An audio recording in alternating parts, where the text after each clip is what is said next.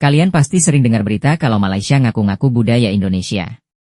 Dari batik, reok Ponorogo, sampai lagu Rasa Sayange. Tapi, bener nggak sih? Apakah Malaysia beneran mencuri budaya kita? Atau ini cuma kesalahpahaman? Video ini bakal ngasih fakta sebenarnya. Jangan lupa like dulu biar makin semangat membahasnya. Jadi, beberapa budaya Indonesia yang sering disebut-sebut, diklaim, Malaysia itu diantaranya, 1. Batik. Dulu sempat rame waktu UNESCO menetapkan batik sebagai warisan budaya Indonesia, tapi di sisi lain, Malaysia juga punya batik dengan motif yang berbeda.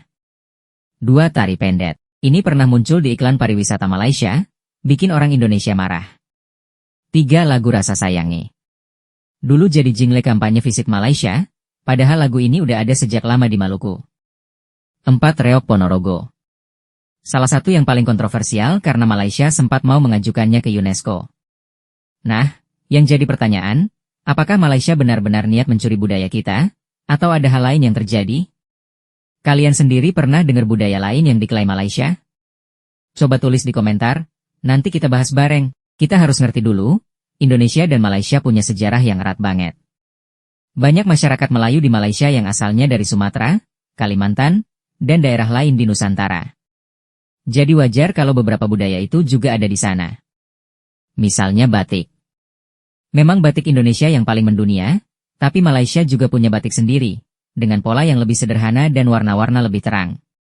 Terus soal reok Ponorogo, ada komunitas keturunan Jawa di Malaysia yang masih melestarikan reok karena dulu nenek moyang mereka dibawa ke sana waktu zaman kolonial. Masalahnya, ketika Malaysia pakai budaya ini buat promosi wisata tanpa izin ke Indonesia, ya. Warga kita merasa, ini kan punya kita. Jadi bukan soal pencurian, tapi lebih ke masalah pengakuan dan asal-usulnya. Terus kalau kita bicara soal klaim budaya ke UNESCO, faktanya nggak segampang yang kita pikir. Misalnya reok Ponorogo, Malaysia dulu memang ada niatan buat daftarin, tapi akhirnya nggak jadi.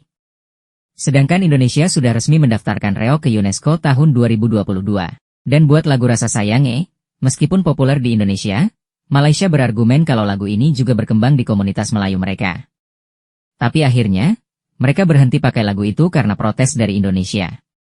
Jadi intinya, beberapa klaim ini seringkali muncul gara-gara kurangnya pemahaman sejarah dan asal-usul budaya yang sebenarnya. Kita boleh marah kalau budaya kita dipakai tanpa pengakuan. Tapi lebih penting lagi, kita harus makin bangga dan menjaga budaya kita sendiri. Karena kalau kita cuma sibuk ngamuk-ngamuk di internet tapi nggak ikut melestarikan budaya, ya percuma. Generasi muda harus terus belajar dan memperkenalkan budaya Indonesia ke dunia. Batik, reok, tari pendet, dan budaya lain itu tetap milik kita. Dan tugas kita buat ngerawatnya. Jadi gimana menurut kalian? Apakah Malaysia benar-benar mencuri budaya kita? Atau ini cuma salah paham? Coba tulis pendapat kalian di kolom komentar. Jangan lupa like, subscribe, dan share biar makin banyak yang tahu fakta sebenarnya. Sampai jumpa di video berikutnya.